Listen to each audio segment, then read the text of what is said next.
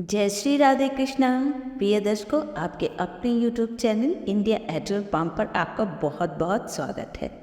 आइए अब सुनते हैं वट सावित्री व्रत कथा। प्राचीन समय की बात है। भद्र देश में एक राजा राज्य करते थे जिनका नाम अश्वपति था। राजा अश्वपति के कोई संतान न थी। उन्होंने संतान प्राप्ति के लिए अनेकों तप यज्ञ आदि अनुष्ठान किए। मंत्रोच्चारण सहित प्रतिदिन 1,00,000 आहुतियाँ दी। कई वर्षों तक यज्ञ के पश्चात माता सावित्री प्रकट हुई। माता सावित्री के दर्शन पाकर राजा ने उन्हें दंडवत प्रणाम किया। राजा अश्वपति की भक्ति से माता प्रसन्न हुई और उन्हें संतान प्राप्ति का आशीर्वाद दिया। कुछ समय व्यतीत होने के उपरांत राजा के घर एक कन्या का जन्म हुआ। देवी सावित्री के वरदान के कारण उस कन्या का नाम सावित्री रखा गया।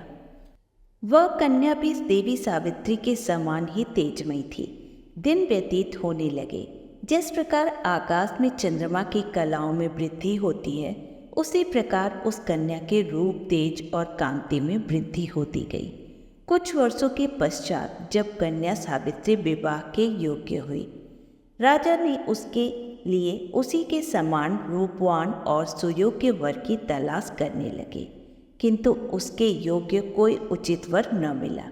तत्पश्चात राजा ने पुत्री सावित्री से कहा, हे पुत्री, यदि तुम्हें तुम्हारे ही समान कोई गुणवान रूपवान वर मिले जिससे तुम्हारा हृदय आनंदित हो, मैं उसके साथ तुम्हारा विवाह अवश्य करूँगा। ऐसा कहकर राजा ने पुत्री को अलंकारों से सुसज्जित किया और मंत्रियों के साथ वर की तलाश में भेज दिया। सावित्री वन में भटकने लगी। वहाँ जंगल में साल्व देश के राजा धूम्रसेन रहते थे। शत्रुओं द्वारा राजपाट छीन लिए जाने पर वे नेत्रहीन होकर वन में रहते थे। उनका पुत्र सत्यवान लकड़ी काटकर अपना और अपने माता पिता का जीवन यापन करता था। सत्यवान को देखकर सावित्री ने मन ही मन पति के रूप में उनका वरण कर लिया और अपने पिता के महल में वापस आ गई। संयोगवश उसी समय देव ऋषि नारद राजा के महल में पधारे हुए थे। पुत्री सावित्री ने पिता और ऋषि को सादर प्रणाम किया। पिता के पूछने पर सावित्री ने पिता को सत्यवान को पति रूप में वरण की बात बताई।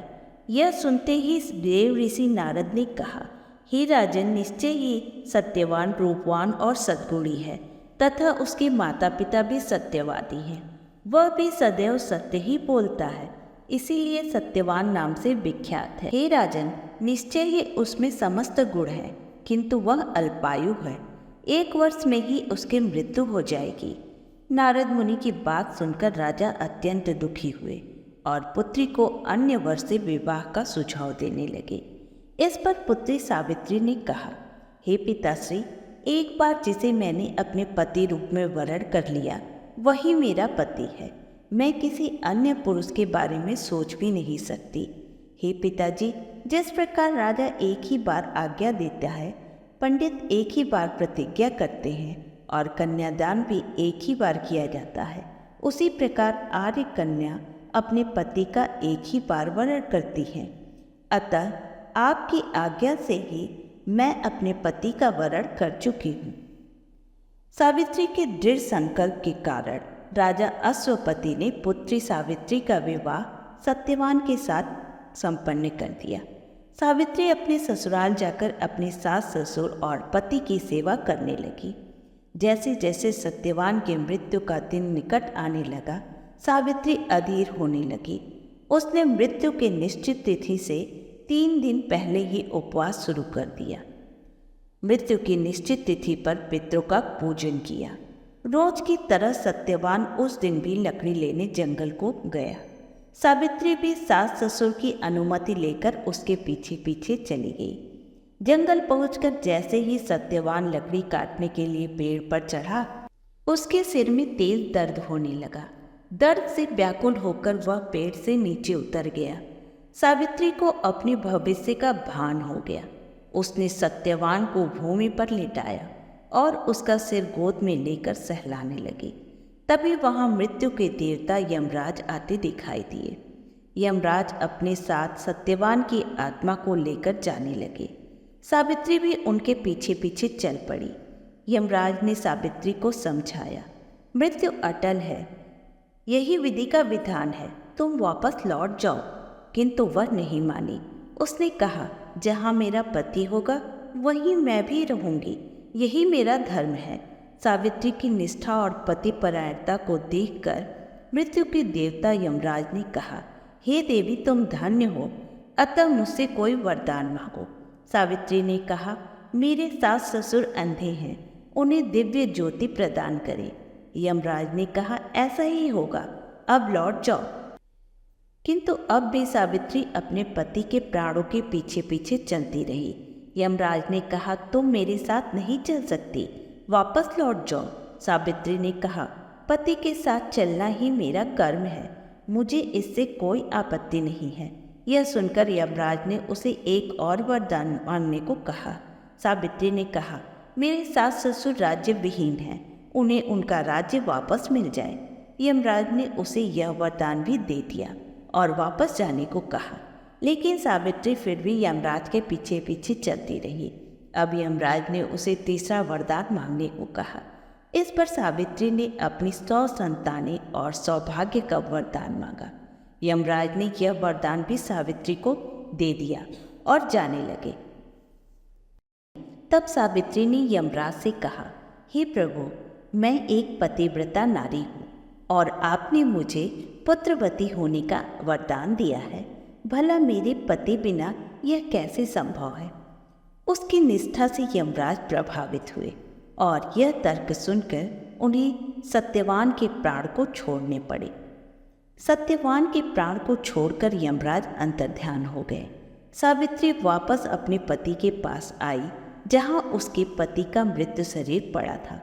सत्यवान जीवित हो गया। दोनों खुशी से अपने माता पिता के पास पहुँचे। माता पिता की आंखों को दिव्य ज्योति प्राप्त हो चुकी थी और शत्रुओं द्वारा छीना हुआ राज्य भी वापस मिल गया था। इस प्रकार मृत्यु को टालकर सावित्री और सत्यवान चिरकाल तक राज्य सुख भोगते हुए संग जीवन व्यतीत करने लगे। प्रेम से बोलिए सत्यवान सावित्री की जय, यमराज देवता की जय। सोमवती अमावस्या व्रत की कथा। किसी गांव में एक ब्राह्मण रहता था। वह बहुत गरीब था। उसके घर में उसके अलावा उसकी पत्नी व एक कन्या भी रहती थी। वह कन्या बड़ी सुशील थी। धीरे धीरे वह कन्या बड़ी हो गई। उसके सभी स्त्री गुण विकसित हो गए। एक दिन वह ब्राह्मण के घर एक महान साधु पधारे। कन्या ने यथा सामर्थ्य उनका आदर सत्कार किया। उसकी सेवा से प्रसन्न होकर साधु महाराज ने उसे दीर्घायु होने का आशीर्वाद दिया और कुछ पल विचार करके बोले, बेटी, तुम्हारे भाग्य में विवाह योग नहीं है। यह सुनकर कन्या बड़ी दुखी हुई और ब्राह्मण और ब्राह्मणी भी बहुत चिंतित हो गए। उन्होंने साधु महाराज से इस विकट समस्या का उपाय पूछा। तब साधु महाराज थोड़ा विचार करने के पश्चात बोले, यहाँ से कुछ दूर दूसरे गांव में एक धोबन रहती है, जो आचार विचार वाली, अच्छे संस्कार से परिपूर्ण, पति परायण, सुहागन स्त्री है। वह अपने बेटे बहू के साथ रहती है।